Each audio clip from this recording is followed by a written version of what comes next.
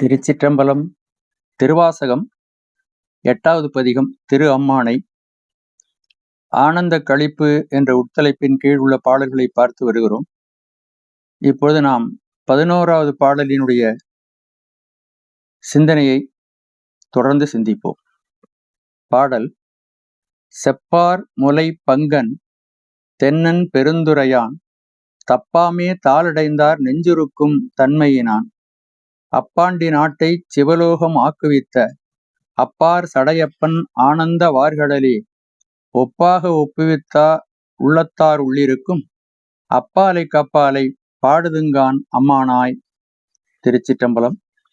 இந்த பாடலை நாம் ஆற்றோடுக்காகவே இதனுடைய சிந்தனைகளை நாம் செய்யலாம். இதில் அமுதமயமான ஒரு 5 சிந்தனைகளை மணிவாசக பெருமான் இறைவனுடைய திருவுருளை பெறுவதற்கு சாதகர்களுக்கு உதவியாக இருக்கும்படி அமைத்துள்ளார். அதை நினைக்க நினைக்க சிவபெருமானது திருவருளையும் அவனுடைய திருவடியையும் நம்முடைய சிந்தனை நாடு அப்படிப்பட்ட மந்திர ஆற்றல் பொருந்தியதாக இந்த சிந்தனைகள் அமைந்திருக்கின்றன. முதல் சிந்தனை: செப்பார் முலை பங்கன். சிமிழை ஒத்த மார்பகங்களை உடைய அம்மையை பாகமாக உடையவன் என்பது இதற்கு பொருள். இந்த உதாரணத்தின் மூலமாக, சிமிழ் போன்ற மார்பகங்கள் என்று சொல்லுகின்ற உதாரணத்தின் மூலமாக, அம்பிகை என்றும் இளமையாக இருந்து இறைவனோடு ஒன்றி நின்று உயிர்களுக்கு கருணையை புரிகின்றாள் என்ற செய்தியை மணிவாசக பெருமான் நமக்கு சொல்லுகின்றார். முன்னை பழம்பொருட்கும் முன்னை பழம்பொருள் பின்னை புதுமைக்கும் பேர்த்தும பெற்றியன் என்று மாணிக்கவாசகர் சிவபெருமானுடைய மகிமையை சொல்லுகிறார். அகிலாண்ட கோடி என்ற அன்னையே பின்னையும் கண்ணியன மறைபேசும் ஆனந்த ரூப மயிலே என்று தாய்மானவர் சொல்லுவார். ஆகவே இறைவியினுடைய இளமை திறம் இங்கு வியந்து ஓதப்படுகிறது. எப்பொழுதெல்லாம் மாணிக்கவாசக பெருமான் சிவபெருமானை பார்க்கிறாரோ, சிவபெருமான் அவரை பார்ப்பதற்கு கைலேங்கிரியிலிருந்து இறங்கி வந்து திருப்பெருந்துறையிலே குருந்த மரத்தடின் கீழ் ஒரு அந்தணனாகத்தான் காட்சி கொடுத்தார். ஆனால் அப்படி அந்தணனாக வந்தவனோடு கூட அம்பிகையும் இருந்தாள் என்று மாணிக்கவாசகருக்கு காட்சி கிடைக்கிறது. அதை உணர்ந்து சொல்கிறார்.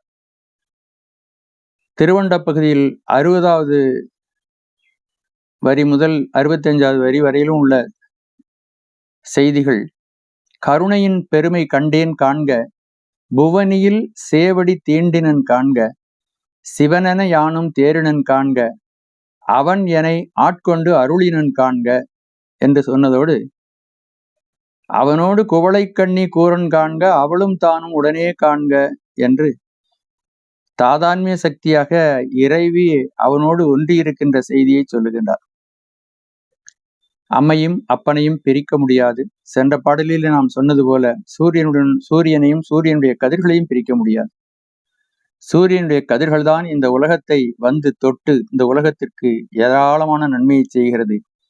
சிவபெருமானுடைய திருவருள் நம்மையெல்லாம் காப்பாற்றுகிறது, நம்மையெல்லாம் வாழ வைக்கிறது.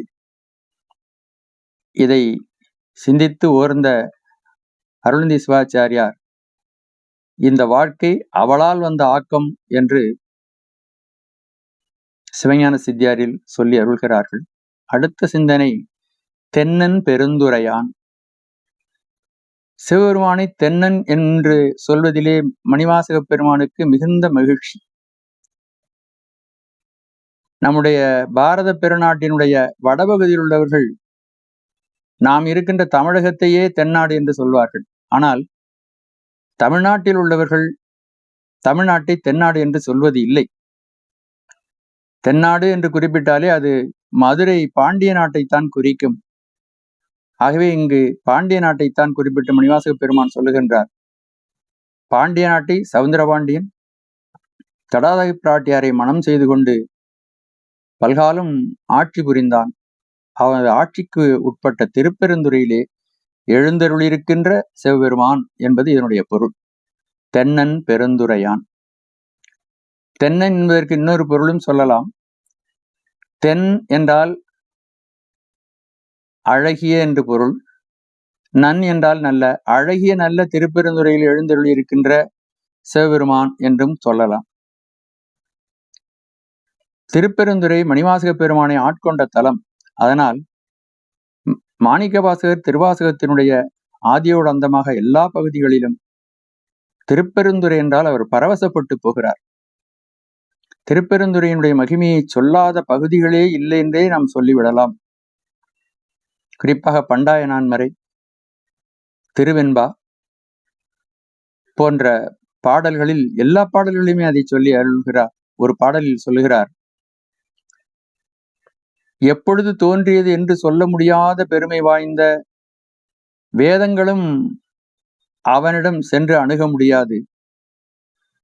மாலும் அயனும் கூட, அவர்கள்தான் தேவர்களிலே பெரியவர்கள், சிறந்த பக்தர்கள், அவர்களாலும் கூட அவனுடைய திருவடியை அடைய முடியவில்லை. ஆனால் பரம கருணையாளனாகிய சிவபெருமான் திருப்பெருந்துறையில் என்னை ஆட்கொள்வதற்காக அவன் இருந்த இடத்திலிருந்து இறங்கி வந்து அருள் புரிந்து எனக்கு தன்னுடைய திருக்காட்சியை தரிசனத்தை தந்தருளினான். இப்படிப்பட்ட பெருமானுக்கு, இப்படிப்பட்ட அந்த திருப்பெருந்துறைக்கு நான் என்ன கைமாறு செய்ய போகிறேன் என்று பண்டாய நான்மறையில் சொல்லி அருள்கிறார். பண்டாய நான்மறையும் பாலனுகா மாலையனும் கண்டாரும் இல்லை கடையேனை தொண்டாக கொண்டருளும் கோகழியம் கோமார்க்கு நெஞ்சமே உண்டாமோ கைமாறு உரை என்பது அவருடைய பாடல். தென்னன் பெருந்துரையான் செப்பார்முலை பங்கன் தென்னன் பெருந்துரையான் என்று சொன்ன பெருமான் மூன்றாவதாக ஒரு சிந்தனையை சொல்லுகின்றார். தப்பாமே தாழ் அடைந்தார் நெஞ்சுருக்கும் தன்மையினான். சிறிதும் தவறாமல் அவனுடைய திருவடி அடைந்த அடியார்களுடைய நெஞ்சத்தை உருக்கும் தன்மையுடையவன். அடியார்கள் தப்பாமே தாளடைகிறார்கள். தம் திருவடி தொழுவார் ஊன் நயந்து உருக உவகைகள் தருவார் என்று இதே கருத்தை திருஞான சம்பந்த பெருமானும் முதல் திருமுறை 77வது பதிகத்தில் சொல்லி அருள்கிறார்கள். மானுடனாக பிறந்த ஒவ்வொருவரையும் இந்த உலகம் மயக்கி கொண்டே இருக்கிறது. தன்பால் அது ஈர்க்கிறது. பொறிபுலன்கள் மூலமாக, பொறிகளின் வாயிலாக, மனதின் வாயிலாக இந்த உலகம் மக்களை ஈர்த்து கொண்டே இருக்கிறது. பல பல விதமான இறைவனை அடைய முடியாமல், அவனுடைய திருவடியை அடைய முடியாமல் தப்பாமே தாழ் அடைந்தார். பல்வேறு மயக்கங்கள் இங்கு இருக்கின்றன. மணிவாசக பெருமான் போற்றி திருவகைகளில் ஏராளமான பிழைகள், அவைகளிருந்தெல்லாம் தப்பி பிழைத்தேன் என்று சொல்கின்றார். யானை முதலா எறும்பீராய ஊனமில் யோனியின் உள்வினை பிழைத்தும், மானுட பிறப்பினுள் மாதா உதரத்து ஈனமில் கருமிச் செருவினில் பிழைத்தும், ஒருமதி தாண்டியின் இருமையிற் பிழைத்தும், இருமதி விளைவின் ஒருமையிற் பிழைத்தும், மும்மை தன்னுள் அம்மதம் பிழைத்தும், ஈரிரு திங்களில் பேருருள் பிழைத்தும், 5 திங்களில் முஞ்சுதல் பிழைத்தும், 6 திங்களில் ஊரலர் பிழைத்தும், 7 திங்களில் தாழ்வு பிழைத்தும், 8 திங்களில் கட்டமும் பிழைத்தும், 9 வருதரு துன்பமும் பிழைத்தும், தக்க தசமதி தாயொடுதான்படும் துக்க சாகர துயரடை பிழைத்தும், ஆண்டுகள் தோறும் அடைந்த அக்காலை ஈண்டியும் இருத்தியும் இணைப்பல பிழைத்தும், காலை மலமொடு கடும்பகற் பசினிசு வேளை நித்திரை யாத்திரை பிழைத்தும், கருங்கொள் செவ்வாய் வெண்ணகை கார்மையில் ஒருங்கிய சாயல் நெருங்கியுள் மதர்த்து கச்சர நிமிர்ந்து கதிர்த்து முன் பனைத்து எய்த்திடை வருந்த எழுந்து புடை பறந்து ஈர்க்கிடை போகா இளமுலை மாதர்தம் கூத்தனை என கொள்ளையில் பிழைத்தும் என்று இவ்வாறு ஏராளமான பிழைகள் நேருகின்றன. அந்த பிழைகளையெல்லாம் தவிர்த்து உன்னை வந்து அடைந்தேன். தெய்வம் என்பதோ சித்தம் உண்டாகி என்று இடையிலே தெய்வம் என்ற சித்தம் உண்டான பிறகும் உன்னை நாடாமல் இருக்கிறேன்.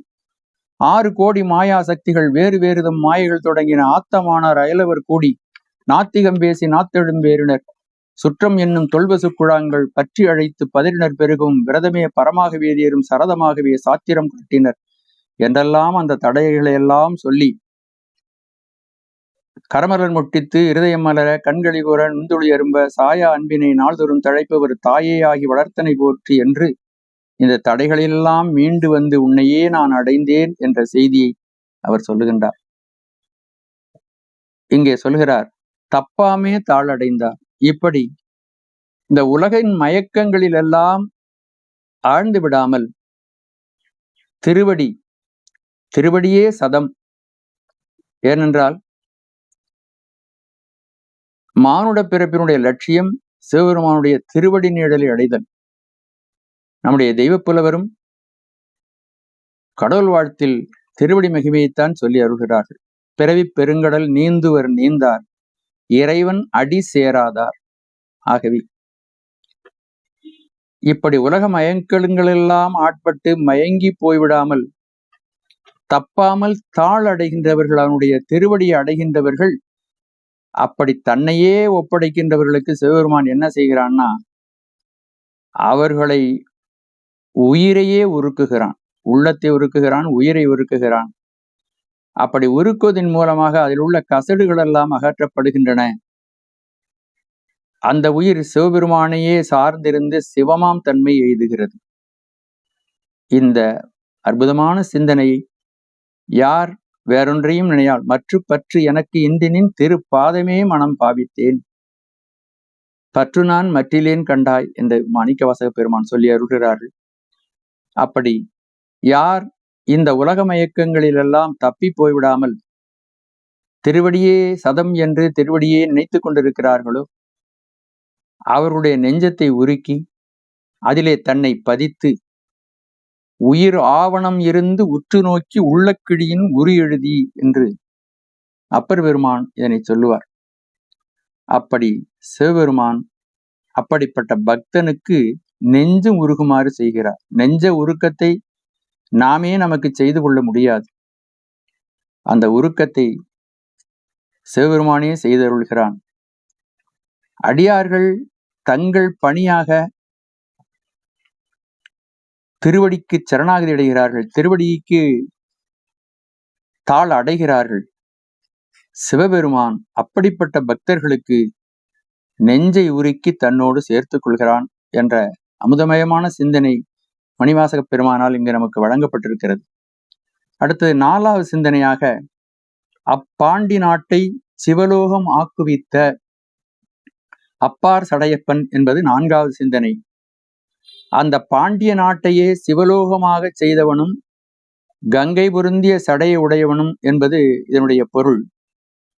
சிவபெருமான் தன்னுடைய கணங்களுடன் இயக்கர், கிண்ணரர், கிம்பருடர், 33 தேவர்கள் இத்தியாதி தேவர்களெல்லாம் சூழ எங்கு எழுந்தருள்கிறானோ அவன் எழுந்தருள்கின்ற இடத்தில் அவர்களெல்லாம் வரவேண்டியதுதான். ஜனாதிபதி வரும்பொழுது அதிலிருந்து ஆரம்பித்து கீழ்நிலையில் உள்ள ஏவலாளர் வரலும் வந்து விடுகிறார்கள் அல்லவா. முழுமுதற் பொருள் ஆதி தெய்வம், அவன் வரும்பொழுது எல்லோரும் வருவார்கள். அப்படி எழுந்தருளுகின்ற இடம் சிவலோகமாக மாறியமையும். பாண்டிய நாட்டை பலமுறை அவன் சிவலோகமாக செய்திருக்கிறான். சிவபெருமான் தடாதகை பிராட்டியாரை திருமணம் செய்து கொள்வதற்காக மதுரைக்கு எழுந்தருளி சுந்தரபாண்டியனாக வரும்பொழுது அவனுடன் இப்படி எல்லா தேவகணங்களும் எழுந்தருளியிருந்தார்கள். அப்பொழுது பாண்டிய நாடு சிவலோகமாக மாறி அமைந்தது. மானுட சட்டை தாங்கி மாணிக்க வாசகரை ஆட்கொள்வதற்காக அருவரத்தொருவன் அவனில் வந்து குருபரனாகி அருளிய பெருமையை சிறுமையன் திகழாதே திருவடியினையை பிரிவினை அறியால் நிழலது போல முன்பின்னாகி முனியாத திசை என்று மணிவாசக பெருமான் சொல்கிறார் இல்லையா. அப்படி திருப்பெருந்துறைக்கு தன்னுடைய அடியார்கள் சூழ சூக்குவமாக எல்லா தேவர்களும் சூழ அங்கு எழுந்தருளினான். அப்பொழுதும் அது பாண்டிய நாடு சிவலோகமாக மாறி அமைந்தது. மாணிக்க வாசகராகிய ஒரு பக்தனை காப்பாற்றுவதற்காக குதிரை வாணிகனாக, குதிரை சேவகனாக சிவபெருமான் பூதகணங்களோடு கூடி மதுரைக்கு எழுந்தருளினான். அப்பொழுதும் அது பாண்டிய நாடு சிவலோகமாக மாறி அமைந்ததை நாம் பார்த்தோம். எங்கு சிவபெருமான் இருக்கிறாரோ அது சிவலோகமாக மாறும் என்பதற்கு சேக்கிழார் பெருமான் ஏர்கோன் கலிக்காம நாயனார் புராணத்தில் சிவபெருமான் பறவை நாச்சியாருடைய திருமாளிகைக்கு எழுந்தருளி வீதியிலே வேதங்களும் காணாத மலரடிகள் திருவாரூர் தெருவிலே நடந்து சென்றது. அப்பொழுது அந்த வீதியே சிவலோகம் ஆயிற்று என்று சேக்கிழார் பெருமான் சொல்லுகிறார். ஒரு வீதியிலே சிவலோகம் முழுதும் காண உளது ஆமால் என்பது அவருடைய திருவாக்கு. அதே போல பறவை நாச்சியாருடைய மாளிகைக்கு சிவபெருமான் எழுந்தருளினான். அப்பொழுது அது கைலாயமாகவே ஆயிற்று என்று சேக்கிழார் பெருமான் திருவாய் மலர்ந்தருளுகிறார். பேரருளாளர் எய்த பெற்ற மாளிகைதான் தென்பால் சீர்வளர் கையிலை வெள்ளி திருமலை போன்றது அன்றே என்பது அவருடைய அமுத வாக்கு. இவ்வாறு சிவபெருமான் எங்கு எழுந்தருள்கிறானோ அது சிவலோகமாக மாறும். அதிலும் மேலும் திருவிளையாடற் புராணத்தில் 40வது சரித்திரமாக ஒரு சரித்திரம் அமைந்துள்ளது. வரகுண பாண்டியனுக்கு சிவலோகத்தை மதுரையும் பதியிலேயே கொண்டு வந்து காட்டினார். கருணை வள்ளலாகிய சிவபெருமான் ஒரு பக்தனுடைய விருப்பத்திற்கு தாம் எழுந்தருளி திருவோலக்க மண்டபத்தில் இருந்து அருளாட்சி புரிகின்ற அந்த சிவலோக காட்சியை வரகுணனுக்கும் அருளினார். வரகுண பாண்டியன் சோமசுந்தர பெருமானை நாள்தோறும் வழிபடக்கூடிய பண்பினன், பக்தியினுடைய பொக்கிஷம், சிவபக்தியினுடைய பொக்கிஷம் அவன். குணக்குன்று, மிகச்சிறந்த முறையிலே தன்னுடைய நாட்டை அவன் வளப்படுத்தி ஆண்டு கொண்டிருந்தான்.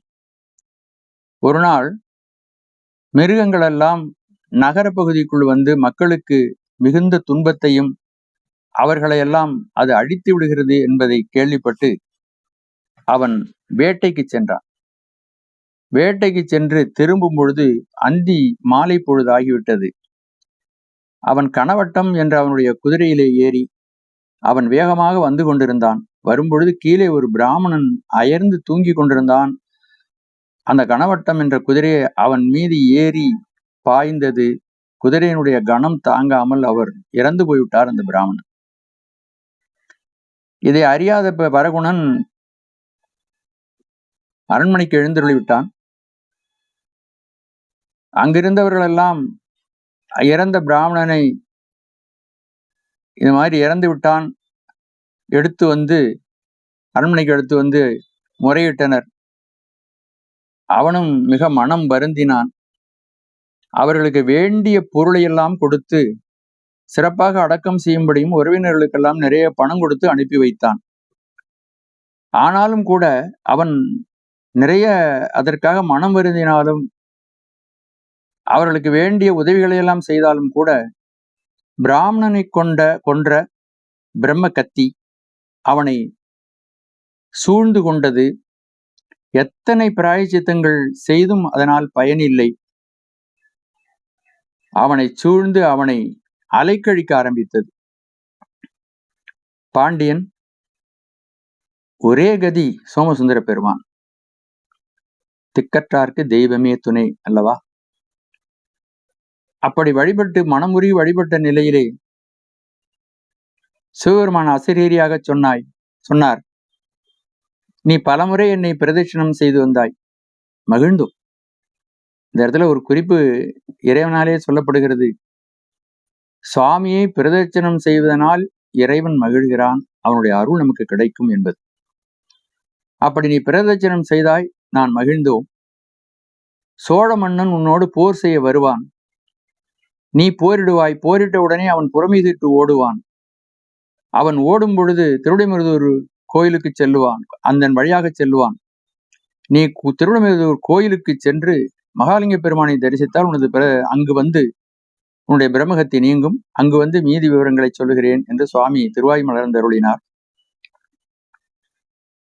அதன்படியே சோழன் படையெடுத்து வந்தான். வரகுணன் போர் தொடுத்தான். அவன் புறமுகிட்டு ஓட அவனை விரட்டி கொண்டு திருவிடைமருதூர் சென்று கோயிலுடைய கிழக்கு கோபுர வாயிலின் வழியாக அவன் சென்று மகாலிங்க பெருமானை தரிசித்தான். அப்பொழுது சுவாமி சொன்னார், பிரம்மகத்தி உள்ளே வர முடியாமல் கீழே கோபுர வாசலிலேயே நின்று கொண்டிருக்கிறது, நீ அந்த வழியாக செல்ல வேண்டாம், நீ மேற்கு கோபுர வழியாக நீ மதுரை செல் என்று சொன்னார். இப்பொழுதும் கூட அந்த பிரம்மகத்தி அங்கு இருக்கிறது. நாம் செல்லுகின்ற எல்லோரும் அதை பார்த்திருக்கலாம். எல்லோரும் கிழக்கு கோபுர வாயில் வழியாக உள்ளே சென்று அதன் வழியாக திரும்ப வருவது இப்பொழுதும் சம்பிரதாயம் இல்லை. அப்படியே பிரகாரத்தின் வழியாக உள்ளே நுழைந்து அம்பிகையின் சன்னதி வழியாக வெளியிலே வருவதுதான் வழக்கமாக இப்பொழுதும் கூட இருக்கிறது. இதை பக்தர்கள் அடியார்கள் பெருமக்கள் எல்லோரும் அறிவார்கள். அவன் மேலே கோபுரத்திற்கு வந்து அங்கிருந்து உடனே மதுரைக்கு திரும்பாமல் பல்வேறு விதமான திருப்பணிகளை எல்லாம் செய்து அதன் பிறகு மதுரை அடைந்தான். அடைந்த பிறகும் அவன் சோமசுந்தர கடவுளையும் அம்மை மீனாட்சியையும் வழிபடுவதை அவன் மறப்பதில்லை. தினந்தோறும் சென்று வழிபட்டான். ஒரு சிவராத்திரி அன்று சிவபெருமானிடம் ஒரு விண்ணப்பம் செய்தான். நீ இருக்கின்ற சிவலோகத்தை, அம்பியோடு இருக்கின்ற அந்த திருவோலக காட்சியை நான் கண்ணார காண வேண்டும் என்று அவன் விண்ணப்பித்துக் கொண்டான். அவனுடைய வேண்டுதலுக்கு மகிழ்ந்து வேண்டுவார்க்கு வேண்டுவதே ஈவான் கண்டாய் என்று அருளியபடி அவனுக்கு சிவலோகத்தை மதுரையிலேயே வரும்படியாக செய்து நந்தி தேவரை அனுப்பி வரகுணனுக்கு சிவலோக காட்சியை காட்டுமாறு பணித்தார். அப்படி சிவலோகம் சிவபெருமான் எழுந்தருள் இருக்கின்ற மதுரை கோயிலிலே வந்து அமைந்தது. வண்ணமயமான ஒளி விளக்குகள், குளிர்ந்த தென்றல் காற்று வீசியது, கற்பூர மணம் கமழ்ந்தது, எங்கு பார்த்தாலும் தேவகானங்கள் இசைக்கப்பட்டன, இன்னிசை முழங்கி நின்றது. சிவலோகத்துக்குள் எல்லா லோகங்களும் அடக்கம். நந்திதேவர் சத்தியலோகம், வைகுண்டம் எல்லாவற்றையும் காட்டினார். சிவசன்னதியிலே தேவர்களெல்லாம் தலை சாய்த்து வணங்குவதை காட்டினார். கிண்ணரர், கெம்பூருடர், இயக்கர், 33 தேவர்கள், அடியார்கள் புடைசூழ சிவபெருமான் திருவோலக்க மண்டபத்தில் எழுந்தருள் இருந்தான். கிடைத்திற்கரிய சிவலோக காட்சி மதுரையில் வந்து வரகுணனுக்காக வழங்கப்பட்டது. சிவபெருமான் தன்னுடைய கருணையினால் எந்தரமும் ஆட்கொள்வான். எந்த தரத்தில் உள்ளவர்களையும் உயர்த்தி அவர்களுக்கு தன்னுடைய கருணையை பொழிவான் அல்லவா? அப்படி வரகுணனுக்கும் காட்டினான். வரகுணன் மிக மிக மகிழ்ந்தான். பூரண காட்சியும் அவனுக்கு காட்டப்பட்டு அது நிறைவேறிய உடனே அந்த சிவலோக காட்சி மறைந்தது. மறுபடியும் சொக்கநாத பெருமானாகவும் மீனாட்சி அம்மையாகவும் சுவாமி எழுந்தருளினார். அதன் பிறகு அவன் பிரார்த்தனை செய்தான். என்னுடைய பிரம்மகத்தி தோஷத்தை நீக்கி வைத்தாய் பெருமானே, எனக்கு மதுரையிலேயே சிவலோகம் காட்டினாய் என்று மிகுந்த நன்றி பெருக்குடன் இடையறாது சிவபெருமானையே சிந்தித்து நாள்தோறும் பூஜை செய்து செங்கோல் எழுச்சி வந்து உரிய காலத்தில் சிவபெருமானுடைய திருவடியை அவன் அடைந்தான். அப்பாண்டி நாட்டை சிவலோகமாக்குவித்த அப்பார் சடையப்பன். அப்பு என்றால் நீர், இங்கு கங்கையை குறிக்கிறது. அந்த பாண்டிய நாட்டையே சிவலோகமாக பல்வேறு வகையிலும் அவன் ஆக்கினான். அப்படிப்பட்ட கங்கையை தலையில் தாங்கிய சடையுடைய சிவபெருமான், அவன் கருணை மிகுந்தவன், அடியார்களுக்கு அருளக்கூடியவன் என்ற செய்தியை இதன் மூலமாக நமக்கு வழங்குகிறார். அமுதமயமான இந்த செய்தியை நாம் ஆழ்ந்து சிந்தித்து அவனுடைய அருளை பெறுவதற்கு எந்தரமும் ஆட்கொள்வான், எப்படிப்பட்டவர்களையும் ஆட்கொள்வான். ஆகவே அவனுடைய கருணையை பெறுவதற்கு அவனை நினைந்திருந்தால் போதும், அவனுடைய கருணை எளிதாக கிடைக்கும் என்ற செய்தி இதன் மூலமாக நமக்கு தெரிகிறது. அடுத்தது 5வது சிந்தனை. ஆனந்த வார்கடலே ஒப்பாக ஒப்புவித்தார் உள்ளத்தார் உள்ளிருக்கும் அப்பாலைக்கு அப்பாலை என்பது அடுத்த சிந்தனை. சிவபெருமானது ஆனந்தமயமான திருவடிகளுக்கு தம்மை அடைக்கலமாக ஒப்புவித்த தொண்டர்களின் உயிரினுடைய அறிவினிடத்தில் எழுந்தருள் இருக்கும் எல்லாவற்றுக்கும் அப்பாலுக்கும் அப்பாற்பட்டவனை என்பது இதனுடைய பொருள். ஆனந்த வார்கடல், ஆனந்தத்துக்கு இருப்பிடமான வார்கடல். அந்த ஆனந்தத்தை அவன் ஏராளமாக நமக்கு அள்ளி அள்ளி வழங்குவான். வீட்டின்பத்தை வழங்கக்கூடிய நீண்ட திருவடிகள். ஏன் வார்கடல்கள் என்று மணிவாசக பெருமான் சொல்கிறார் என்றால், எங்கு தகுதியான பக்தர்கள் இருக்கிறார்களோ அவர்களை தேடி தேடி தேடி தேடி சென்று அந்த வார்கடல்கள் கொண்டு வந்து விடுமா சிவலோகத்திற்கு. அப்படிப்பட்ட வார்கடல்கள் உடையவன் சிவபெருமான். அந்த திருவடிகளுக்கு, அந்த திருவடிகள் அவ்வளவு சிறப்பு மிகுந்தவை. சிவபெருமான் உயிர்களை தேடி அவர்களுக்கு அருள் புரிகிறான் என்ற செய்தியை இன்னொரு இடத்திலையும் கோத்தும்பியிலையும் மணிவாசக பெருமான் சொல்லுகின்றார். தேனாடு கொன்றை சடைக்கடிந்த சிவபெருமான் ஊன் நாடி நாடி வந்து உள்புகுந்தான் உலகர் முன்னே, நான் ஆடி ஆடி நின்று நடம்பயில வானாடர் கோவுக்கே சென்றுவதாய் கோத்தும்பி. அப்படி வந்து அவன் அருள் புரியக்கூடிய நீண்ட வார்கடலை உடையவன். அவர்களுக்கு யார் தம்மை முழுமையாக ஒப்படைக்கிறார்களோ அந்த தொண்டர்களுக்கு அவருடைய உயிரிலேயே இருந்து அவர்களுக்கு தரிசனம் சேர்வான். சீவபோதம் முழுதும் கெட்ட மெய்யன்பர்கள் சிவபெருமானது திருவடிகளே தங்களது புகலிடமாக கருதி தங்களுடைய உடல் பொருள் ஆவி மூன்றையும் அவனுடைய திருவடிக்கே உடமையாக்கி தங்களை முழுமையாக ஒப்புவித்த பக்குவம் கொண்டவர்கள். முதலிலே சொன்னது போல உயிராவணம் செய்திட்டு உண்கை தந்திட்டால், அப்படி அவனுடைய திருவடியிலேயே தன்னை சரணாகதி செய்கின்ற பக்தர்களுடைய உள்ளத்தார் உள்ளிருக்கும் தற்போதும் தேய்ந்த அந்த அடியார்களுடைய ஆன்மாவிற்குள் எழுந்தருள் இருக்கும் சிவபெருமான். அவனுடைய ஆன்மாவிலே அவன் எழுந்தருள் இருப்பான். ஆனந்த வார்கடலே என்றும் இடையறாது ஆனந்தத்தேரும் தரக்கூடிய அந்த வார்கடலைக்கு யார் தம்மை முழுமையாக சரணாகதி செய்து உடல் பொருள் ஆவி அனைத்தையும் ஒப்பு கொடுக்கிறார்களோ அவருடைய உயிரிலே இருந்து அவர்களுக்கு அவன் காட்சி தருவான். சிவபெருமான் அட்டமூர்த்தங்களில், சிவபெருமானுடைய அட்டமூர்த்தங்களில் ஆன்மாவும் ஒன்று அல்லவா? அப்படிப்பட்ட பெருமான் இந்த உயிருக்கு அருள் புரிவான். அவன் யார் என்றால், அவன் இப்படி எளிமையாக உயிர்களுக்கு அருள் புரிகிறான் என்றால் அவன் சாமானியப்பட்டவன் அல்ல, அவன் மிக பெரியவன் என்பதை அடுத்ததாக சொல்கிறார். ஆனந்த வார்கடலே ஒப்பாக ஒப்புவித்தார் உள்ளத்தார் உள்ளிருக்கும் அப்பாலை கப்பாலை பாடுதுங்கான் அம்மானாய் என்பது இந்த நிறைவு சிந்தனை. தன்னுடைய ஆனந்தமயமான வார்கடலுக்கு யார் தன்னுடைய உடல் பொருள் ஆவி அனைத்தையும் ஒப்படைக்கிறார்களோ அவருடைய உயிரறிவிலே நின்று அவன் அருள் புரிவான். அப்படி எளிமையாக சிவபெருமான் அடியார்களுக்கு காட்சி கொடுத்தாலும் கூட அவனை சாதாரணமானவன் என்று நினைக்க வேண்டாம். குழந்தையின் கையிலே உள்ள பொற்கிண்ணத்தை குழந்தை உதாசீனப்படுத்துவது போல நினைத்து விட வேண்டாம். அவன் அப்பாலுக்கு அப்பாலானவன். எல்லாவற்றிற்கும் அப்பால் சுத்த மாயாபவனம் இருக்கிறது. பிரகிருதி மாயாபவனம், அசுத்த மாயாபவனம், சுத்த மாயாபவனம். எல்லாவற்றுக்கும் அப்பாலே சுத்த மாயாபவனம் இருக்கிறது.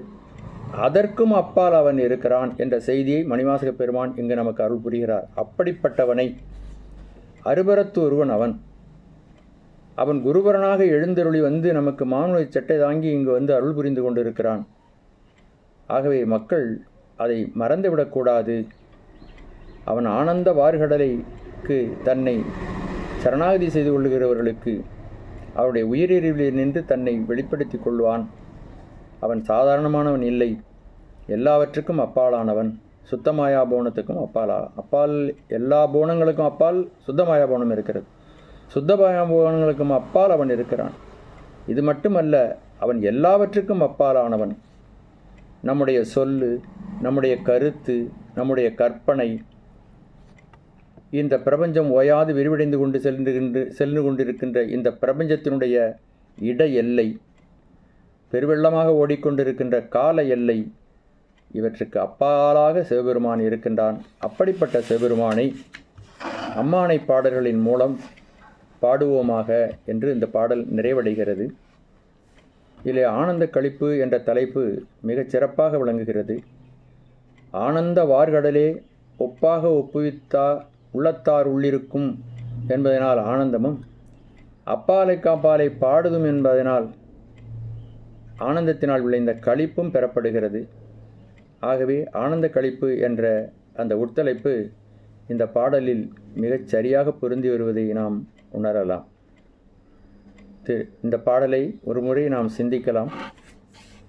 செப்பார் முலை பங்கன் தென்னன் பெருந்துரையான் தப்பாமே தாளடைந்தார் நெஞ்சுருக்கும் தன்மையினான் அப்பாண்டி நாட்டை சிவலோகம் ஆக்குவித்த அப்பார் சடையப்பன் ஆனந்த வார்கடலே ஒப்பாக ஒப்புவித்த உள்ளத்தார் உள்ளிருக்கும் அப்பாலை கப்பாலை பாடுதுங்கான் அம்மானாய். திருச்சிற்றம்பலம். அடியார் பெருமக்களுக்கு ஒரு வேண்டுகோள். திருவாசகத்தை வேறு எந்த செய்தியும் கலக்காமல் சப்ஜெக்ட் ஓரியன்ட் என்று சொல்வார்கள் இல்லையா, அப்படி முழுமையாக இந்த பாடல்களில் மட்டும் நாம் விளக்கம் நமக்கு தெரிந்த வரையில் விளக்கம் தந்து கொண்டிருக்கின்றோம். ஆகவே இதை கண்ணுறுகின்ற அன்பர்கள் இதை கேட்டு பயனுடைய அன்புடன் வேண்டுகிறோம். இதை சப்ஸ்கிரைப் செய்து பாருங்கள். அதோடு மட்டுமல்லாமல் உங்களுக்கு தெரிந்த குழுக்களுக்கெல்லாம் இதை அறிமுகப்படுத்தி இன்னும் ஏராளமான பேர் இதை கேட்டு பயனடைய செய்யுமாறு அன்புடன் கேட்டுக்கொள்கிறேன். திருச்சிற்றம்பலம்.